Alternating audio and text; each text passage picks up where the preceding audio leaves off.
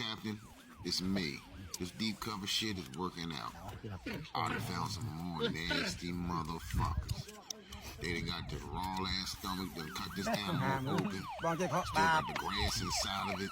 Just slicing pieces off this motherfucker off, picking through the grass and shit, and just eating it. They acting like it's the best thing on earth. I guarantee this is where all these goddamn plagues is coming from. What? No, I'm not apprehending them. They can eat that. They can take bullets. They probably can fucking cloak they skin and shit. They probably can blend in with the grass. They eating the shit. Why can't they blend in with the shit? Oh no, I'm not stopping them. They ain't human. Nigga, them aliens. Can't no human eat that.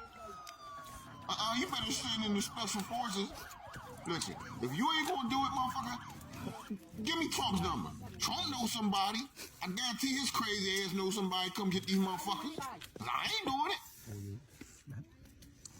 it. Bro, you tripping. That's why we got the Navy SEALs, nigga. For motherfuckers like this.